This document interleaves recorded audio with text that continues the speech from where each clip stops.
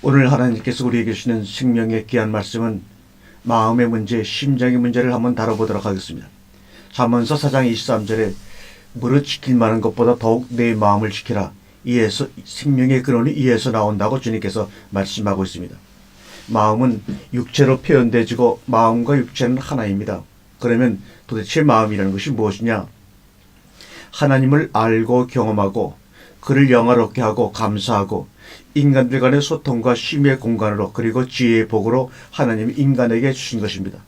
전도서 4장 11절에 하나님이 모든 것을 지으시되 때를 따라 아름답게 하셨고 또 사람들에게 영혼을 사모하는 마음을 주셨느니라. 그러나 하나님이 하신 일의 시종을 사람으로는 측량할 수 없게 하셨다라고 기록하고 있습니다.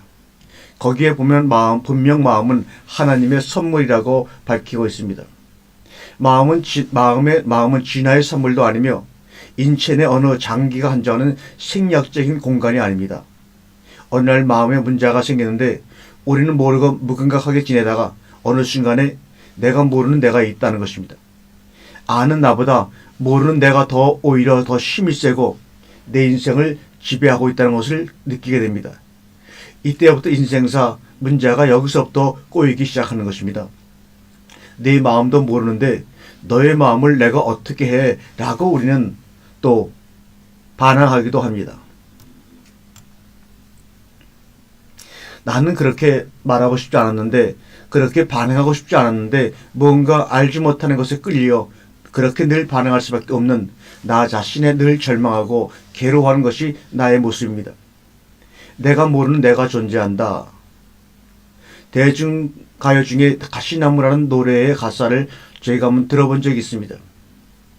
내 속엔 내가 너무도 많아 당신의 쉴 곳이 없네. 내 속엔 헛된 바람들로 당신의 편할 꾼 없네. 내 속엔 내가 어쩔 수 없는 어둠 당신의 쉴 자리 뺏고 내 속엔 내가 이길 수 없는 슬픈 무성한 가시나무 숲 같네. 바람만 불면 그 메마른 가지 서로 부딪히며 울어대고 쉴 곳을 찾아 지쳐 날아온 어린 새들도 가시에 질려 날아가고 바람만 불면 외롭고 또 괴로워 슬픈 노래 부르던 날이 많았는데 내 속엔 내가 너무도 많아서 당신의 쉴 것이 없네.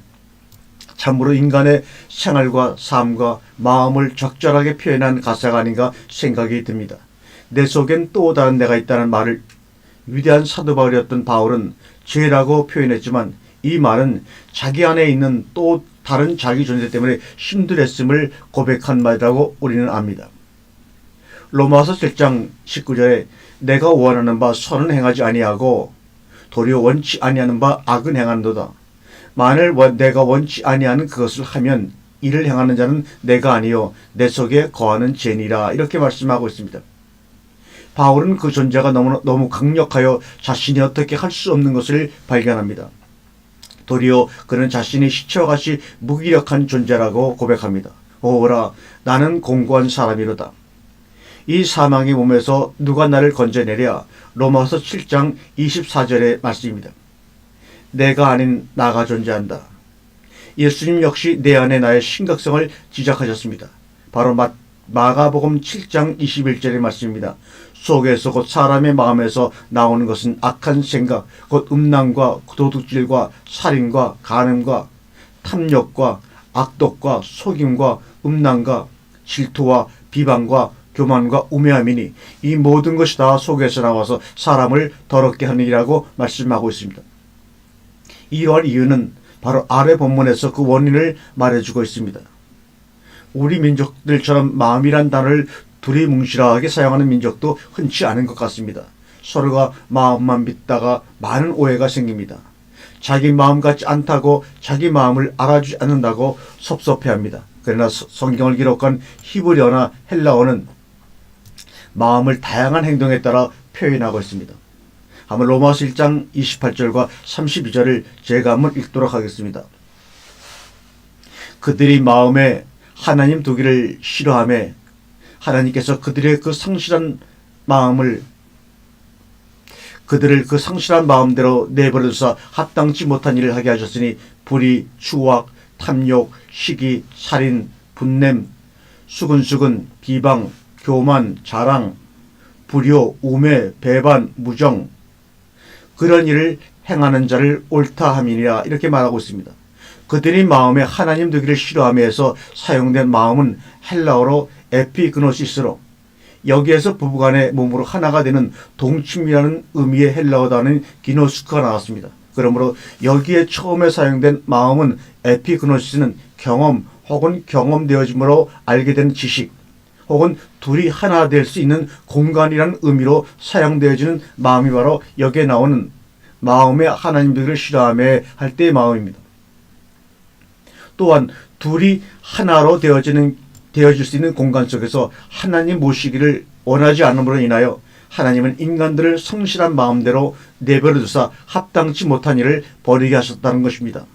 여기서 성실한이란 말은 소유해야 할 것 혹은 영접해야 할 대상을 영접하거나 받아들이지 않고 잊어버린 상태를 의미합니다. 그리고 여기에서 다음에 사용된 마음은 헬라어로 에피그노시스가 아니라 누스를 사용하였는데 이 마음의 누스는 지식, 인간의 이성을 의미합니다. 고로 성실한 마음대로라는 의미는 영접해야 할 대상을 영접지 않거나 잊어버린 상태에서 축적된 이성이나 지식대로 살아가도록 허용하셨다는 것입니다. 정말 엄청난 경고요 저주가 아닐 수 없습니다.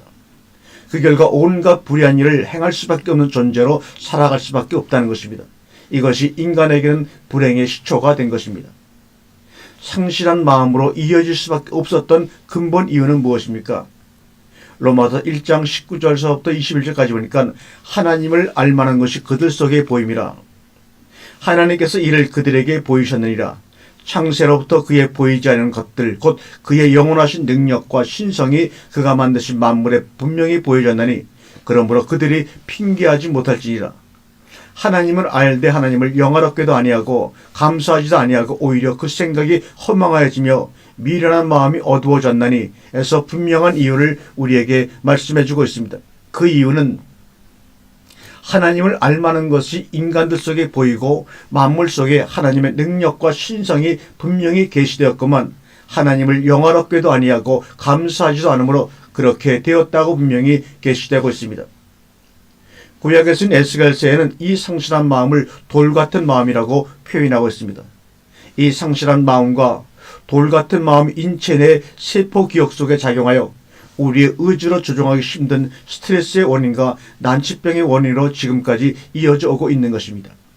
하나님은 돌처럼 굳어진 감춰진 그 마음을 나에게로 가지고 오면 성령님을 통하여 새롭게 하시겠다고 약속하셨지요. 그 새롭게 든 마음을 성경은 살같이 부드러운 마음 혹은 피가 흐르는 마음이라고 에스겔서 11장 19절과 에스겔서 36장 26절에 두 번씩이나 반복해서 우리에게 오늘 말씀해 주고 계십니다. 웃는 얘기를 한마디 우리가 하자면 우리가 남편들은 돌쇠라고 얘기를 하는 경우가 많이 있었습니다. 그 이유는 정말로 가정을 위해 일은 머슴처럼 열심히 죽자서자 하는데 마음은 굳어져 있어 가족들의 마음을 잘 이해하지 못한다고 해서 그렇게 말하는 것 같습니다. 요엘서 2장 28절에 그 후에 내가 내 영을 만민에게 부어주리니 너희 자녀들은 장래일을 말할 것이요 너희 늙은이들은 꿈을 꾸고 너희 젊은이들은 이상을 볼 것이며 이 문장에 나타난 동사들의 순서를 보면 말하고 꾸고 본다는 순서로 나타나고 있습니다. 하나님의 영이 성실한 마음을 회복한 부드러운 마음의 소유자들은 같은 말을 하고 함께 꿈꾸고 같은 것을 보며 함께 살아간다는 것입니다. 그래서 모든 문제는 마음이요 심장의 문제라는 것입니다. 그래서 오늘 본문 잠언서 4장 23절에서 무엇보다도 마음을 지켜라. 생명의 셈이 이에서 남이라고 한 것입니다. 하나하나 들쳐 쑤셔서 치유하시겠다는 것이 아니라 굳은 것, 어두운 것을 환하고 부드럽게 하시어 치유하시겠다는 것입니다. 하나하나 부수고 끄집어내야 치유가 되는 것이 아닙니다. 물이 흐르고 비치면 굳어서 갈라진 땅이 회복되고 어둡던 방이 환하게 되는 것 같이 원인이 현상이 보이는 것이 수만 가지이라도 원인은 단 하나, 마음에서 출발한다는 것을 말하고 있습니다. 그래서 하나님은 무엇보다 우리의 마음을 지키라고 말씀하시는 겁니다. 거기서 생명의 근원이 난다고 강조를 하고 계시는 것입니다. 우리 속에 임재하신 성령님은 우리의 상실되었던 마음, 어두움에 감추었던 마음들을 회복시키시어 하나님께 감사하고 영광을 돌리는 삶을 회복하도록 하시기 위해 우리 가운데 계신 분이지 능력 주고 힘을 주어 어떤 크고 강한 일을 하도록 하시기 위해 오신 분이 아니심을 오늘 이 시간에 우리는 한번 생각해 보아야 합니다. 심장의 문제를 우리가 근원적으로 해결하기 위해서 우리 생명 속에서 함께 숨쉬는 분이 성령님이심을 우리는 인식하고 있는가 스스로에게 한번 자문해 보아야 합니다. 생명과 호흡과 영은 같은 의미를 지닌 다른 표현입니다. 성경에서 그것을 히브리어로는 르하우, 헬라어로는 휘누마라는 단어를 사용되고 있는데 경우에 따라 다양하게 생명, 호흡, 영 등으로 우리나라 성경에서는 번역되어지고 있습니다. 그런데 참으로 재미있는 것은 영, 생명이라고 표현하면 믿음이 신실한 것 같은데 호흡이라고 말하면 세상적인 언어 같고 부정적 의식이 생기는 것은 고정관념이고 잘못된 것입니다. 같은 말이지만 우리가 볼 수 없고 느낄 수 없고 주관할 수 없는 추상적 개념의 의미로 보면 영과 생명이 맞고 그 영과 생명이 우리 몸과 관계된 구체적인 경험의 개념으로 보면 호흡으로 보는 것이 맞고 그렇게 해석하는 것이 정확한 해석입니다. 이와 유사한 사례가 잠언서 4장 23절에 무엇보다도 마음을 지키라 생명의 셈이 이에서 남이라고 해서 나오는데 이 문장에서 마음은 우리가 주관하고 볼 수 없는 피상적인 단어이지만 그것이 우리 몸과 관련되어 사용되어질 때에는 심장으로 번역되어지는 것이 맞는 것과 같은 이치입니다. 우리의 마음은 일기장과 같다. 이렇게 어떤 분이 얘기했습니다. 때로는 일기장을 펼쳐보는데 그때 다양한 반응들이 일어납니다. 성도들에게는 믿는 즐거움과 사는 즐거움을 하나님은 주고 싶어 하십니다. 저 역시 이 말씀을 통해서 이 말씀을 듣는 분들이 한 분 한 분 다 즐거움과 사는 기쁨을 회복했으면 하는 마음으로 이렇게 여러분과 함께 소통을 하기를 원하고 있습니다. 꽃이 부실하다여 나무가 죽는 것은 아니나 뿌리가 부실하면 반드시 나무는 죽습니다. 인간의 마음은 마치 식물의 뿌리와 같습니다. 잠언서 25장 28절 말씀을 한번 읽어보겠습니다. 여기에 마음이라는 단어들이 나오는데 그때마다 마음이 다른 원어를 사용하고 있습니다. 한번 여러분이 가로 안에 있는 내용을 보시면서 비교해 보시기 바랍니다. 자기 마음을 제어하지 아니하는 자는 성읍이 무너지고 성벽이 없는 것 같으니라. 잠언서 20장 5절 사람의 마음에 있는 모략은 깊은 물 같으니라. 그럴지라도 명철한 사람은 그것을 길어 퍼 올립니다. 잠언서 22장 11절에 마음의 정결을 사모하는 자의 입술에서 덕이 있으므로 임금이 그의 친구가 되느니라. 잠언서 23장 7절에 대저 그 마음이 어떠하면 그 위인도 그러한즉 그가 널들어 먹고 마시라 할지라도 그 마음은 너와 함께하지 아니함이라. 잠언서 23장 15절 내 아들아 만일 내 마음이 지혜로우면 나 곧 내 마음이 즐겁겠고. 잠언서 23장 9절에 내 아들아 너는 듣고 지혜로도 내 마음을 정도로 인도할지니라. 잠언 23장 25절에 내 아들아 내 마음을 내게 주며 내 눈으로 내 길을 즐거워할지니라. 잠언서 24장 2절에 그들의 마음은 강포를 품고 그 입술은 잔해를 말함이라. 잠언서 4장 23절 오늘 본문의 말씀에서 나오는 마음은 영어로 하트입니다. 이 말은 심장이라는 말과도 같은 단어입니다. 바로 이 마음, 심장이라는 단어 영어 하트에서 벽난로, 뜨거운 벽난로를 의미하는 단어 영어인 헐스가 파생되었습니다. 그러므로 모든 문제는 마음이요 심장의 문제라는 것입니다. 그래서 오늘 본문 잠언서 4장 23절에 무엇보다도 마음을 지켜라, 심장을 지켜라, 생명의 셈이 이에서 남이라고 오늘 말씀하고 있는 것입니다. 예수님을 통하여 상실된 우리의 마음을 회복시켜 주시오. 그 마음판에 새로운 계명을 심어주신 것입니다. 바로 그 새 계명은 내가 너희를 사랑한 것 같이 너희도 서로 사랑하라는 단 간단한 한 줄의 문장입니다. 우리는 새로 회복되어진 마음을 가지고 이 계명을 몸으로 표현하며 살아가야 하는 것입니다. 인간들의 인체의 기능과 마음의 다양한 반응이 우리 몸에 작용하는 과정은 하나님이 지으신 빛과 공기와 열의 파장과 에너지로 우리 몸에 작용하고 기록되어집니다. 그래서 하나님은 그 모든 과정이 잘 이루어지도록 우리 인체 내 수분의 함량을 최소 70% 이상 되게 창조하신 것입니다. 더군다나 인체의 중요한 뇌 같은 경우는 90% 이상, 간과 콩팥은 80% 이상이 수분의 함량을 가지고 있다고 합니다. 정말 이렇게 수분의 함량이 많도록 지으신 것을 보면 정말로 우리 하나님은 신비롭고 귀하게 우리를 창조하셨습니다. 더군다나 생각해 보세요. 우리를 땅의 흙으로 티끌로 지었는데 그 티끌 가운데 티끌을 이루고 있는 것의 90, 70% 이상이 물이라면 어떻게 그 티끌이 뭉쳐져 있는지 정말 상상할 수가 없습니다. 물이 70%를 함유하고 있는 티끌이라 이거 상상하기가 힘듭니다. 진액이라고 할지라도 물이 70% 이상이 되지는 않습니다. 정말로 우리 몸은 알면 알수록 보이는 몸을 통해서 하나님을 알게 하려고 우리를 흙으로 지으신 것이 아닌가 때로는 그렇게 생각할 때가 많이 있습니다. 우리 인체는 굳은 진흙처럼 고정되어 있는 것이 아니라 맑은 물 위에 혹은 속에 잠겨 있어서 늘 유동적으로 변화에 반응하도록 창조되었습니다. 이것은 생명의 빛에 예민하게 반응하고 운행되기에 가장 알맞은 구조입니다. 물이라고 하는 것이 바로 생명의 빛에 가장 반응을 잘하는 것이라고 합니다. 우리의 인체를 한번 살펴보면 쉽게 이해할 수가 있지요. 세상의 에너지는 세 가지입니다. 소리 에너지와 빛 에너지와 열 에너지가 있습니다. 이 에너지들이 어우러져서 인간과 만물에게 작용을 하고 있습니다. 그래서 그만큼 호흡이 중요한 것이라고 합니다. 그래서 호흡을 영이요 생명이라고 하는 것 같습니다. 호흡은 세포의 수분을 만들어주는 키포인트입니다. 그리고 또 하나 중요한 기능인 대사작용은 나오는 음식물을 분해하고 나오는 가스를 휘발성가스로 변화시켜 호흡 시 내보내주는 것입니다. 기하작용으로. 유전자 검사를 할 때에도 신체의 어떤 부분의 세포를 잘라다 해도 똑같은 정보를 알아낼 수 있도록 하나님이 우리 몸을 창조해 주셨습니다. 이는 체내의 모든 세포 기억은 일정하게 정보를 공유하고 있다는 것을 우리에게 말씀하고 있는 것입니다. 우리의 뇌의 기억은 체내 세포 기억에 따라 많은 영향을 받기도 합니다. 또한 호흡에 의해 많은 영향을 받는 것이 바로 가장 중요한 자율신경입니다. 이 자율신경은 두 가지로 되어 있는데 여러분이 알다시피 교감신경과 부교감신경으로 이루어져서 기능을 합니다.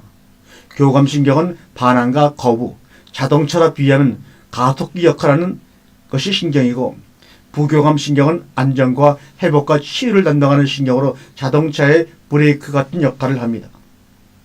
그래서 인체 면역 기능을 담당하는 백혈구도 자율신경의 영향을 받아서 움직이는데 교감신경이 활성화될 때는 백혈구의 가래구가 활성화가 되고 부교감신경이 활성화될 때는 림프가 활성화되어서 서로 균형을 이뤄가면서 우리 몸의 건강을 유지하고 있는 것입니다. 우리가 가장 두려운 암도 호흡과 자율신경의 균형이 깨어져서 일어난다고 해도 과언이 아닙니다. 그 균형을 깨뜨리는 주범이 바로 마음이 흐트러짐으로 발생하는 스트레스가 주 원인으로 작용하고 있다는 것은 이미 알려져 있는 사실입니다. 그런데 그 자율신경의 균형을 잡아주는 것이 바로 뭐냐? 들이키워 내쉬는 호흡입니다. 그래서 생리적인 스트레스 검사를 할 때 가장 적합한 검사가 바로 호흡을 체크하는 심박도 변이 검사입니다. 인간의 기억은 내용이나 합리적인 그림으로 기록되어지는 것이 아닌 것은 누구나 다 압니다. 그것은 에너지로 기록되고 에너지로 움직여 기능합니다. 몸 안에 에너지가 생기면서 그것이 몸을 통해 우리에게 표현되어지는데 고로 에너지는 마음을 가동시키는 연료와 같은 것이지 에너지 자체가 마음은 절대로 아닙니다. 아무리 에너지가 적고 가득 차 있어도 그것을 주신 하나님이 키를 빼거나 멈춰버리면 어떤 일이 벌어지겠는가 여러분 이미 알고 계실 거 아닙니까? 100km로 달리는 고속도로에서 아무리 연료가 많고 최고급이라도 운전사가 시동을 멈추면 어떤 대형사고로 이어질지 우리는 주변에서 많이 이미 경험하고 있습니다. 끔찍한 일이 아닙니까? 생각조차 하고 싶지도 않은 일이 벌어집니다. 그렇게 연료와 시동을 걸어서 움직이는 자체가 몸이고 그 자동차가 바로 마음이라고 비유할 수도 있습니다. 우리 인간은 살아가면서 겪는 모든 기억들의 10%만을 기억해낼 수 있다고 합니다. 나머지 90%는 마음 깊숙한 곳에 감춰져 있어 스스로 기억해낼 수 없다고 합니다. 이것을 혹자는 무의식, 혹은 잠재의식 혹은 세포 기억이라고 부르죠. 그런데 문제는 기억해낼 수 있는 10%에 의지하여 결단하고 행하고 살아가는 것 같은데 그 10%의 배후에서 조종하는 뿌리는 바로 우리 의지로 어찌할 수 없는 90%의 마음의 기억이라는 데 있습니다. 그 마음의 기억을 우리는 성경에서 죄라고 합니다. 여기서 모든 정서적인 문제, 육체적인 질병이 일어나는 원인을 제공하고 있습니다. 이것을 전문가들은 스트레스라고 부르죠. 이 단어에는 하나님이 들어설 자리가 없지요. 그래서 세상 학문과 의학으로는 스트레스를 치료하는 방법을 발견할 수가 없는 것입니다. 정신적, 육체적인 질병에 쓰이는 수만 가지이지만 원인은 오직 하나, 숨겨진 상실한 마음의 기억에 있다는 것입니다. 그렇다면 숨겨진 마음속에 가려진 그 기억들을 우리가 새롭게 할 수만 있다면 모든 정신적, 육체적 갈등과 질병에서 우리는 해방될 수 있다는 말이 아닌가요? 그 숨겨진 마음을 죽이라는 것이 내 자아를 죽이는 것이요 나의 십자가를 지고 가는 것입니다. 십자가를 지고 가서 말씀으로 교환하라. 그러면 내가 그 마음을 살리는 새로운 계명을 그 마음에 새겨주시겠다고 합니다. 보라, 새 것이 지나갔으니 옛 것이 지나갔으니 새 것이 되었도다. 이것을 성경은 새로운 피조물이 되었다고 하는 것입니다. 즉 원인은 수만 가지이나 치유 방법은 오직 하나라는 것을 명심하시기 바랍니다. 우리 인간은 뇌에서 모든 기억을 관장하는 것 같지만 뇌에서 감지할 수 있는 기억은 10% 내에 지나지 않습니다. 그 나머지 기억들은 우리들의 온몸 세포들 속에 기억되어 있음을 명심하시기를 바랍니다. 내 안에서 두 마음의 싸움은 10%의 기억된 의식과 기억되지 못하는 90% 의식 사이의 끊임없는 충돌 속에서 이루어진 것이라고 생각합니다. 그러나 내 기억과 세포 기억 사이에서 싸움은 언제나 마음속의 기억이 승리한다는 사실을 여러분 명심하시기 바랍니다. 그러기에 상실된 마음을 회복하지 않고서는 우리의 인생살이가 공고하다는 것을 우리는 느끼고 주님 앞에 나와야 합니다. 예수님께서 그러한 우리의 고통을 아시고 우리에게 오늘도 찾아오시어 그 마음을 어루만지시고 새롭게 해주시기를 원하십니다. 오늘 시간 그분께 이 시간을 마음을 내어주시기를 바랍니다. 그러면 우리 예수님이 치유해 주시고 여러분과 제 마음을 새롭게 하여 주실 줄로 믿습니다. 아멘.